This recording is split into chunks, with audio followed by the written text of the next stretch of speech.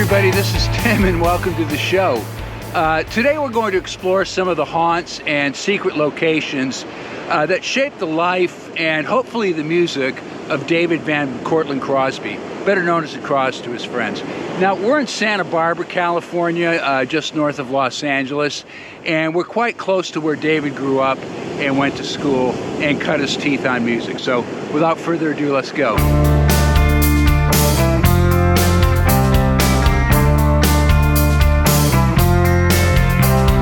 David's father, Floyd, was an Oscar-winning cinematographer in Hollywood. He did the movie High Noon, and he also did movies like Beach Blanket Bingo and How to Stuff a Wild Bikini. David said that he knew he was born to play music the first time he laid his hands on a guitar, and he likened it to someone who knew they were supposed to play football the first time they grabbed a football. David was drawn to folk music, and he began his career playing in some of the coffee houses, the beatnik coffee houses that were springing up here along State Street in Santa Barbara.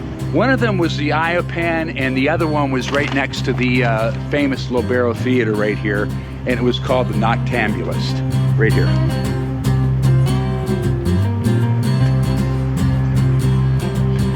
So David would play sometimes as a duo with his bassist brother Ethan, and sometimes he'd go solo. But he had a penchant for the melancholy folky music, and to a point where his girlfriend once said that after the set was over, the people at the table, when the waitress asked them what they'd like to have, they requested a razor blade. But for David Crosby, the ultimate silver lining of being a singer, it was the girls. And he felt that he wasn't the best looking guy in the world, and if he could get them into the music, he was home free. And this is something that served as his basic credo for years to come. I think it would be safe to say that David Crosby's other big passion in life was sailing. And David learned to sail as a teenager right here in the Santa Barbara Harbor. In 1968, he purchased the schooner called the Mayan for $22,500. And he needed to borrow the money at the time from his good friend Peter Tork of the Monkees. Crosby owned the Mayan for over 45 years and sailed it literally around the world and back. And it spent a good part of its time berthed right here in the Santa Barbara Harbor. In good times and bad, it was his sanctuary, and it's where he wrote songs like Wooden Ships and Carry Me. He sold the Mayan in 2015 for a reported $750,000. Nice little profit there. And it now resides in the harbor up in Santa Cruz, California.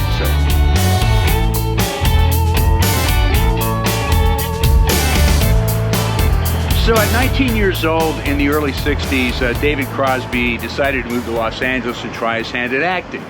He figured because of what his father did, he had an in. But he soon realized that acting just wasn't for him. In his words, it seemed shallow and stupid. He just wasn't built for that kind of thing. So, armed with his trusty guitar, he got back onto the folk circuit and played places like the Ash Grove and this location right next door to the world-famous Whiskey A Go-Go, the Unicorn. This place started out during the beatnik scene in the mid-50s. It served up coffee and poetry, and it soon became the hangout for folkies. But the Unicorn is where Crosby forged one of his most important relationships of his young career with music producer and publisher, and later to be Byrds manager Jim Dixon. Now we travel just a couple blocks to where David Crosby was able to create yet another career-changing bond here at the Troubadour. It was 1964, and this is where he met Jim McGuinn and Gene Clark. They were performing as a duo, and much to the absolute disdain of their peers at the time, they were the only folkies that were incorporating what the Beatles were doing into their sound. But Crosby absolutely loved it and could see an opportunity, and ultimately he served as the catalyst for getting the Byrds going by getting producer Jim Dixon interested in a sound that was completely different than anyone had ever heard. So just a few more blocks away and we're at the former location of World Pacific Studios.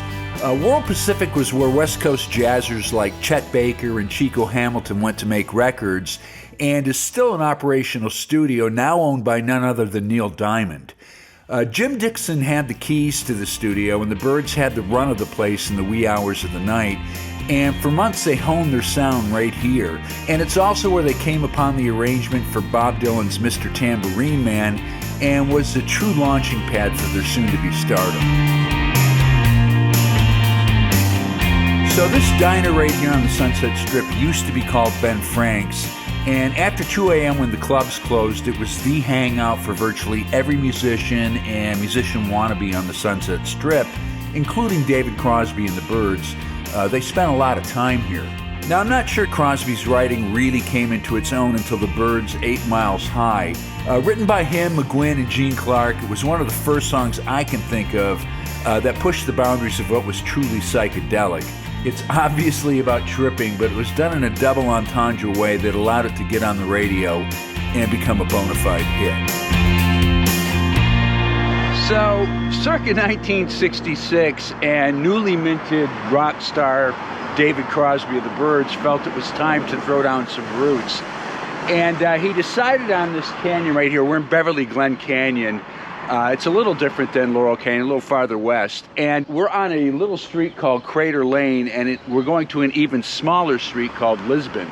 So the typical day up here on Lisbon Lane started at 12 noon, and depending on the music, the women, the dope, that day could last another 48 hours. There were always tons of people sleeping on the floor, and I must say at Crosby's house it was sans clothes. But anyways, it's right here. So I think at the end of Crosby's Byrds run, he was getting a little disinterested and stagnant himself. But this was the very place that Roger McGuinn and Chris Hillman drove their Porsches up to actually fire him face to face. And I would imagine that David Crosby was very shocked by this, but on another level, I think that there was probably some relief in it too. But anyways, right here, Lisbon Lane.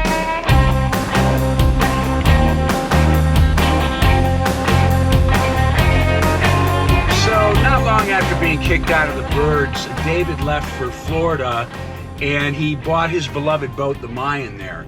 And while he was there, he was in a club in Miami, and he met Joni Mitchell, who would really change his life. It was very fortuitous, because in a roundabout way, it was kind of what was responsible for Crosby, Stills, and Nash first getting together.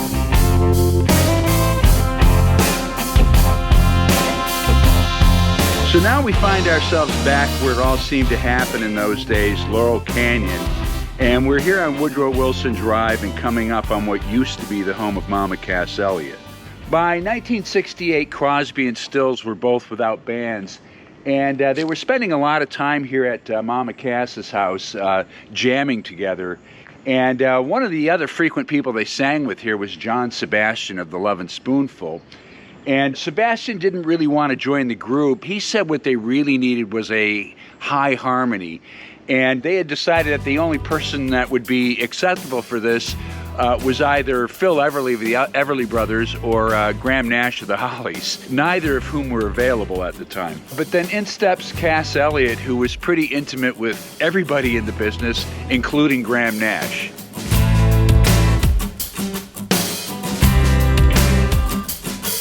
There is probably no more disputed story in the annals of rock and roll than where Crosby, Stills, and Nash sang together for the first time. Some say it was Mama Cass's house, some say it was up the street at John Sebastian's, but for the sake of argument, I'm going to say it happened right here in Joni Mitchell's kitchen on Lookout Mountain Drive. So as the story goes, Stephen Stills and Crosby were singing You Don't Have to Cry for Joni and Graham Nash, and Graham asked them to sing it for him 3 more times before he unexpectedly joined in with his harmony. And it stopped everyone in the room cold. It was a sound no one there had ever even remotely heard before. Even though it was amazing, Crosby and Stephen Stills were afraid to ask Graham Nash to join them in forming a group because they thought there was just no way he would leave the Hollies. So they pestered the ever-brave Cass Elliot into asking for them. And unbeknownst to them at the time, Nash had outgrown the Hollies and was indeed looking for a change. So we're here on the corner of Cahuenga and Selma in the very heart of Hollywood, in what used to be one of the sketchier neighborhoods in Hollywood, but now it's been very gentrified. As a matter of fact, it's one of the cooler places to go to a club in Hollywood. But this building right here used to be Wally Heider's studios. And in 1969, this is where Crosby, Stills, Nash rented out Studio 3, its 16-track, and brought in producer Bill Halverson and started work on their debut album. You know, I think it's important to remember that all three of these guys had already been in very successful bands. They were even maybe a little bit jaded, and this was the first time they had made music collectively in a long while, and it was going so well and went so well, I think they were almost giddy about it. There was a certain innocence that went with the music. Rolling Stone once asked David to describe the CSN sound, and he responded that he couldn't do it with mere words. It would be like trying to describe sex. And as Graham Nash remembers it, when we walked out of here at Heider's with that 2-track tape under our arm, we knew that we had something. So, Wally Heider.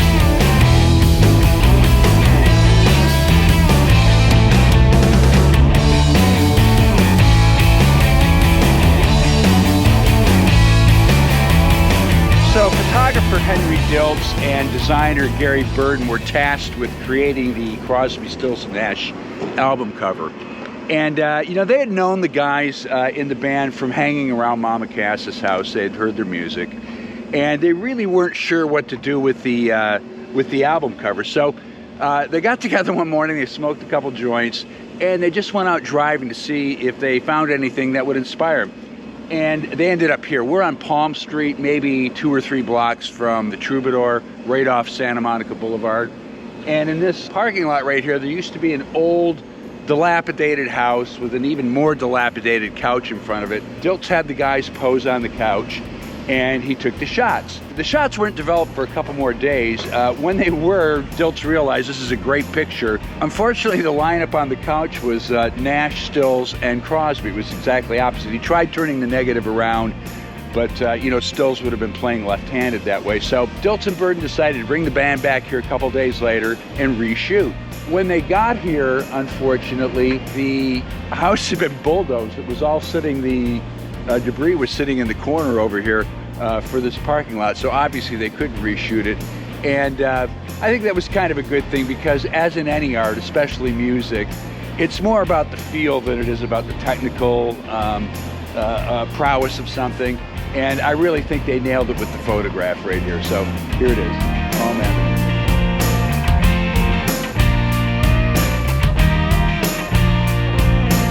So now we're on Shady Oak Road in Studio City, and after the completion of the album, it became obvious to Crosby, Stills, and Nash that they need more members to round out the sound. And, you know, Stephen Stills was talking with the Atlantic Records president, Ahmet Ertegun, and Ahmet really strongly suggested that he talk to Neil Young about it. Now, David Crosby and especially Graham Nash were a bit more resistant to this idea, until, as David Crosby said, they watched Neil Young perform Helpless for them, and Crosby asked Neil Young if he could join his band after that. So in 1969, in the living room of this Studio City house, which was, by the way, owned by Peter Tork and shared with Stephen Stills, drummer Dallas Taylor, a 19-year-old Motown session bassist named Greg Reeves, and the newly renamed Crosby, Stills, Nash & Young began rehearsing for a yet-to-be-named music festival happening in a little no-name town in upstate New York called Woodstock. So I think it's somewhat fitting that David Crosby's story ends here, where he spent or misspent his youth near Santa Barbara, California. He now lives with his wife just up the road in Santa Ynez on a small ranch, and he is, for all intents and purposes, now retired from touring. And despite all the stereotypical slings and arrows of the rock and roll life, he made it out the other end to tell about it, and there's not a whole lot of guys that can say that. So this is part of the video where I shamelessly ask you for your subscription, and if you haven't done it already, I would really appreciate it. And as David once said, If there's anything you want to know, just ask me. I'm the world's most opinionated man. So, thank you. Peace out. Bye-bye.